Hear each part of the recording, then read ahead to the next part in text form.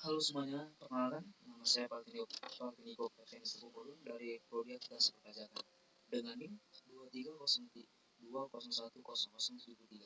Nah, di sini kita akan membahas tentang icon-icon yang ada dalam Microsoft Word.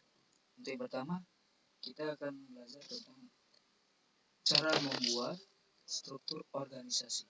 Nah, dari data-data berikut nih, kita akan membuat ke dalam struktur organisasi. Ada direktur PPABC, dan di dalamnya juga terdapat beberapa fitur bagian yang lain-lainnya sampai ke paling rendah itu SPP gudangnya. Nah, untuk langkah pertama kita untuk mengubah data tersebut ke dalam struktur organisasi, langkah pertama yaitu kita bloknya terlebih dahulu. Kita blok sampai ke SPP gudangnya. Lalu langkah kedua kita copy terlebih dahulu. Lalu kita pilih menu insert. Setelah menu insert kita klik smart tab. Lalu kita pilih hashtag. Lalu kita pilih tujuan seperti ini teman-teman, kita klik OK. Lalu kalau muncul tampilan seperti ini kita klik Ctrl A, lalu kita klik Ctrl paste. Nah, otomatis data-data yang tadi sebelumnya itu kita langsung dapat ubah menjadi struktur organisasi teman-teman. Nah, untuk yang kedua kita akan belajar cara merubah teks ke dalam sebuah table. Nah, di sini beberapa dapat nama, umur, kota, departemen, alamat, divisi, dan lulusan. Dari data-data berikut sampai ke bawah ini, kita akan masukkan data-data tersebut dalam sebuah table. Untuk langkah yang pertamanya, tetap kita blok terlebih dahulu.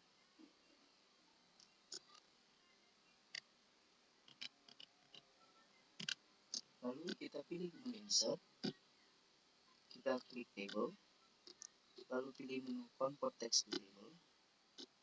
Di sini untuk ukurannya kita otomatis sudah terisi sesuai dengan data yang berikut tadi ya teman-teman. Nah, di sini terdapat koma. Kenapa ada koma? Karena untuk data-data kita ini jarak pemisahnya yaitu koma. Otomatis kita klik sini komanya juga. Lalu kita klik OK. Untuk data-data tersebut kita sudah ubah ke dalam bentuk table.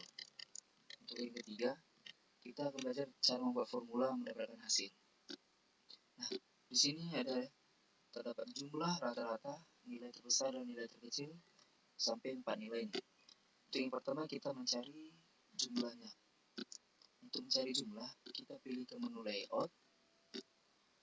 Lalu yang kedua kita pilih ke menu formula. Untuk rumus jumlah ini sudah benar teman-teman, sum. Karena sum ini rumus dari jumlah, dan left ini kenapa dia left? Karena kita mencari hasil dari nilai-nilai sebelah kiri. Nah, lalu kita klik OK. Untuk hasil jumlah telah dapat, kita lalu ke hasil rata-rata. Untuk mencari hasil rata-rata kita kembali ke menu formula. Untuk rumusnya kita ganti rumus rata-rata yaitu average. Lalu ke kurung, tetap kita buat ke left ya teman-teman, karena kita mencari hasil dari nilai yang sebelah kiri.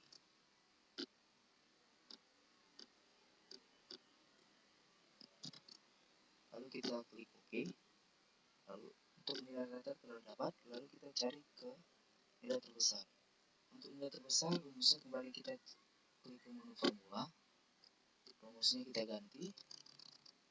Untuk mencari nilai terbesar kita dengan menggunakan rumus max.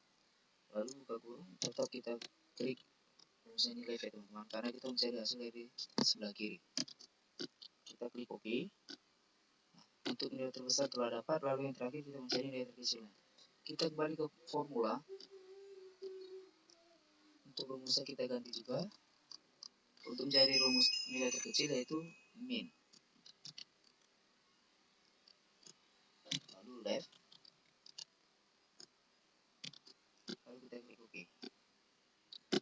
Untuk formula dari jumlah rata-rata yang terbesar dan hasil, nilai terkecilnya sudah dapat semua. Lalu kita ke soal nomor 4. Nah, di sini terdapat 3 paragraf. Untuk paragraf pertama ini sesuai teman-teman, standar teman-teman, karena untuk jarak paragrafnya seperti ini. Nah, untuk paragraf yang kedua dan paragraf 3 ini akan kita ubah seperti paragraf pertama. Nah, caranya untuk paragraf pertama ini kita blok terlebih dahulu, lalu kita kontrol copy, lalu kita ke paragraf 2 dan 3. Ini paragrafnya yang tidak sama dengan paragraf pertama ya teman-teman. Kita ubah, lalu kita klik Ctrl plus Shift plus V. Nah, otomatis paragraf kedua dan paragraf 3 mengikuti seperti paragraf pertama. Nah, itu untuk langkah-langkah mencari kita membuat paragrafnya yang tidak standar, kita ubah standar seperti paragraf pertamanya teman-teman. Lalu untuk yang kelima, di sini kita belajar untuk cara mencari formula untuk menghitung. Nah, di sini sama seperti tadi, tapi kita dengan rumusnya kita buat ke layout formula. Di sini kita rumusnya teman-teman, kita menggunakan produk. Ini kita hapus.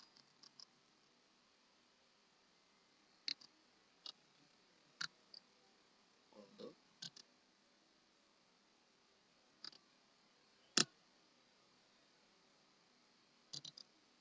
Left. Nah, kita tetap mencari total dari sebelah kiri teman-teman. Lalu kita klik OK. Nah, untuk hasilnya sudah dapat teman-teman. Lalu untuk mencari total dari nomor 2 sampai 4, kertas F4, kertas A4, tinta printer dan box buku. Total yang dari kertas F4 nya ini kita blok aja.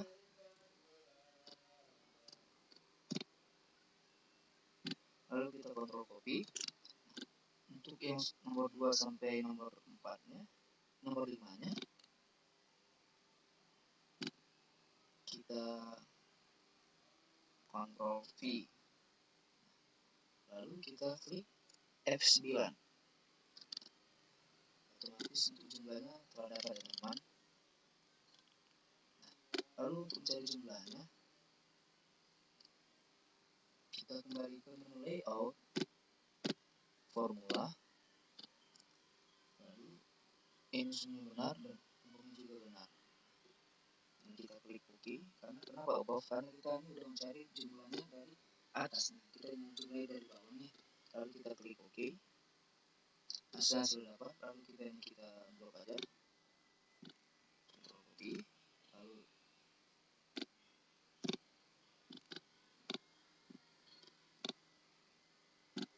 kita klik Ctrl V. Lalu kita F9 lagi.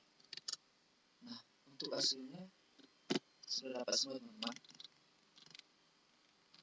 Nah, sekian dari saya untuk 5 langkah-langkah yang kita dapat pelajari melalui Microsoft Word. Yaitu yang pertama, kita mengubah struktur organisasi dari data. Lalu yang kedua, kita mengubah data-data berikut dalam masukkan dalam sebuah table. Lalu yang ketiga, kita belajar cara mencari formula untuk mendapatkan hasil. Lalu yang keempat, kita mengubah paragrafnya menjadi seperti yang paragraf pertama, juga mengikuti standarnya. Lalu yang kelima, kita belajar untuk cari formula menghitung table berikut. Nah, ini dengan rumusnya produk. Beda dengan yang soal nomor 3. Kalau sedang nomor 3 ini dia penjumlahan. Sekian dari saya tentang ikon-ikon, mempelajari dengan ikon-ikon yang ada dengan Microsoft Word. Sekian dan terima kasih.